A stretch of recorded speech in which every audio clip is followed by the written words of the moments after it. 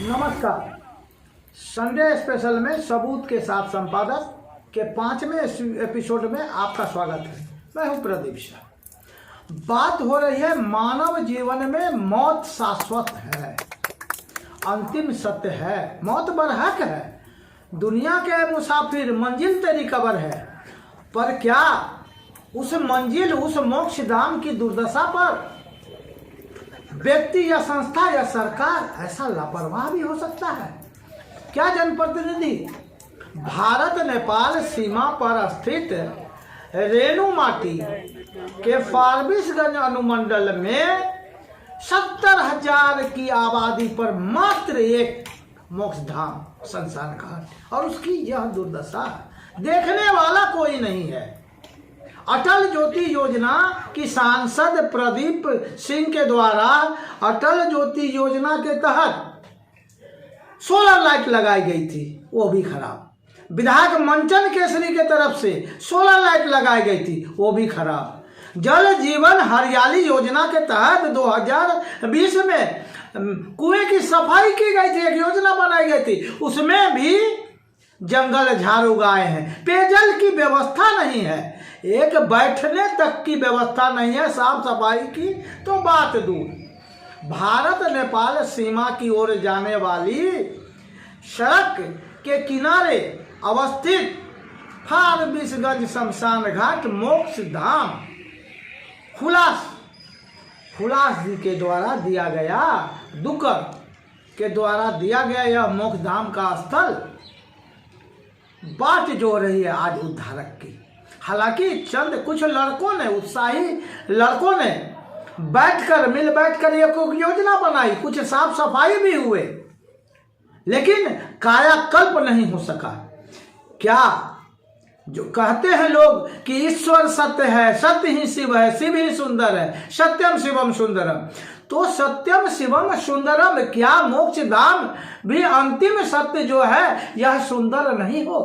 हाँ, एक बात अलग है कि अभी हाल ही में एक इंडिया न्यूज लाइव ने एक स्पेशल सुपर संडे स्पेशल के तहत एक पड़ताल की, और पड़ताल ऐसा कि एक ही उस समय पड़ताल के वक्त क्या खूबसूरत संजोग था कि एक साथ तीन सब जल रहे थे, यानी अंतिम संस्कार किया जा रहा था। लेकिन अंतिम संस्कार के वक्त जो बातें होती हैं वो जहन में रहती है क्या? ऐसे में यह कहना गलत नहीं होगा कि लोग अंतिम यात्रा के लिए वो तैयारी नहीं कर पाते हैं जो उन्हें करना चाहिए। फारबिसगंज शमशान घाट के एकदम किनारे शक्तिपीठ, या बगल में बंगाल है, बंगाल में शक्तिपीठ, जीवित तारापीठ के तर्ज पे मंदिर बना हुआ है। लेकिन उस मंदिर के बनाने के पीछे के उद्देश्य जो भी रहे हों, लेकिन बनने में अभी कई वर्ष लगने हैं, लेकिन प्रयास अच्छा है। खैर, फारबिसगंज शमशान की दुर्दशा की बात हो रही है। ऐसे में यह समझना जरूरी है कि किसी भी सड़कों या पुल या कोई चीज के भार सहने की एक क्षमता होती है। पृथ्वी के भार सहने की एक क्षमता है शेषनाग के द्वारा। या पृथ्वी को जो शास्त्र बताते हैं कि पृथ्वी का भार वहन करती है शेषनाग। अभी हाल ही में मीरगंज पुल, चर्चित मीरगंज पुल जो भारत और नेपाल सीमा को जोड़ती है, पिछले 70 वर्षों से जो भार क्षमता सहने वाला वो पुल भी ध्वस्त हो गया। तो ऐसे में फारबिसगंज शहर की आबादी प्रतिदिन बढ़ती जा रही है। नगर परिषद का क्षेत्र है, 25 वार्ड है। असल में कुछ दिनों में, कुछ महीनों में चुनाव होने वाले हैं। कई चुनाव आए और गए, लेकिन इस शमशान, इस मोक्ष धाम की कायाकल्प सूरत हाल में कोई बदलाव नहीं हुआ। यह चिंता का विषय है, यह किसी व्यक्ति के लिए, समाज के लिए, संस्था के लिए, जनप्रतिनिधियों के लिए और सरकार के लिए कि फारबिसगंज जैसे महत्वपूर्ण जगह मात्र सनातन धर्म के लोगों के लिए एकमात्र शमशान घाट मोक्ष धाम और उसकी ऐसी दुर्दशा। आइए देखिए इंडिया न्यूज लाइव ने जो पिछले दिनों पड़ताल किया है उसमें मोक्ष धाम की स्थिति देखिए। अग्निदान का क्या महत्व है? अग्निदान क्यों देते हो? कितना पैसा लेते हो? कोई 1100 को देता है, कोई 2000 देता है, कोई 2500 देता स्वेच्छा है, से। तो 5000 देता है खुशी से, कोई जमीनों दे देता है दान में उनको। क्या है परंपरा? देखिए हिंदू शास्त्र के हिसाब से सुपथ भगत से अंतिम काल में अंतिम धाम में शमशान घाट में अग्नि लेने से ऐसी धारणा है कि मोक्ष और शांति की प्राप्ति होती है। इसलिए हिंदू धर्म में लोग जो है सुपथ भगत से अग्नि खरीदते हैं और सामर्थ्य अनुसार जो है उनको दान भी देते हैं। इंडिया न्यूज लाइव की टीम फारबिसगंज शमशान घाट में इस समय खड़ी है, जिसमें कि जल जीवन हरियाली योजना से वर्ष 2020 में पीएचडी के द्वारा कुआं का जीर्णोद्धार कराया गया था, जिसकी हालत आप देख सकते हैं कि इसमें कचरे और पेड़ पौधे जमा हो गए हैं। खड़ी है अभी इंडिया न्यूज लाइव की टीम खड़ी है फारबिसगंज शमशान घाट के समीप, जहां श्री श्री 108 मां तारा मुंड मालिनी मंदिर के निर्माण का कार्य प्रारंभ है। यह मंदिर तारापीठ के जैसा ही है। बंगाल में जो तारापीठ बहु माता का मंदिर है, जिसकी सिद्ध पीठ माना जाता है तारापीठ, उसी का दूसरा रूप है।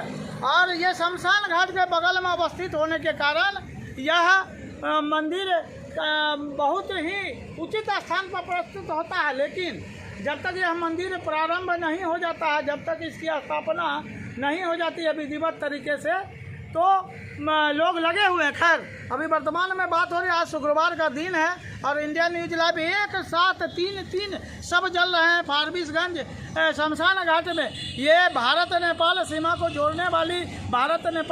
जोड़ने वाली जो बनी फारबिसगंज सड़क के किनारे अवस्थित है, उसके दूसरी ओर आप देख सकते हैं कि ये विश्वकर्मा मंदिर है। ये भी तो इस शमशान घाट के बारे में कहा जाता है कि ये जीवित शमशान घाट है।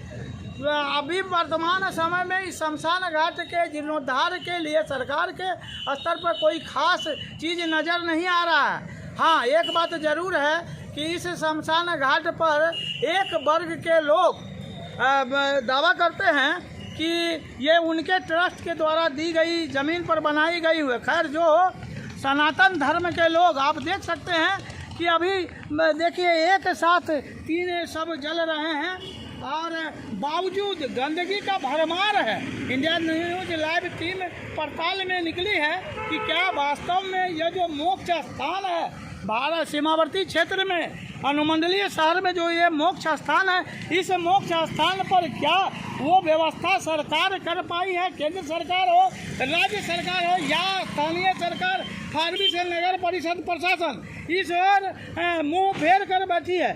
जल जीवन हरियाली योजना के तहत एक पानी के लिए कुआं का भी निर्माण 2020 में कराया गया था, जिसमें भी जंगल इसमें पेच फंसा हुआ है। इसमें कि मरवाड़ी अतिथि सदन, मरवाड़ी धर्मशाला, महावीर भवन, ये लोग कहना कि हम लोग का ट्रस्ट का है। जो है ट्रस्ट में हम लोग 11 आदमी कमेटी है। हम लोग निर्णय लेंगे। शनिवार को हम लोग गए थे गुलशन जी से मिलने, तो बोले कि रविवार को हम लोग बैठते हैं, उसके बाद फिर आगे का हम लोग साफ सुथरा भी नहीं रहता। साफ सफाई का अभियान मान लीजिए करना चाहिए। लोग मान लीजिए यहाँ आते हैं तो चारों तरफ गंदगी नज़र आता है। आज शुक्रवार का दिन है और एक साथ तीन सब यहाँ जल रहे हैं। अंतिम सत्य यह है कि फारबिसगंज शमशान घाट के कायाकल्प के लिए न तो राज्य सरकार न तो केंद्र सरकार और न ही फारबिसगंज नगर परिषद प्रशासन की ओर ध्यान दे रही है। हर छोटी बड़ी खबरों पर पैनी नजर, जिसका सरोकार आपसे है, क्योंकि खबरों का मतलब ही है इंडिया न्यूज लाइव। हर खबर आप तक सबसे पहले। गली शहर कस्बे नुक्कड़ से गांव और सूबे तक हम करेंगे आपके हक की बात। खबरों की दुनिया से 7 दिन और 24 घंटे हम करेंगे आपको खबरदार। खबरों को खोज निकालने के बाद सीधा न्यूज रूम से लेकर आएंगे हम आपके पास। खबरें जो आपको सीधे जोड़ती है हमसे, जिनका आपकी जिंदगी पर होता है सीधा असर। वो खबरें जो आपसे रह जाती है दूर, हम दिखाएंगे आपको, क्योंकि खबरों का मतलब ही है इंडिया न्यूज लाइव। हर खबर आप तक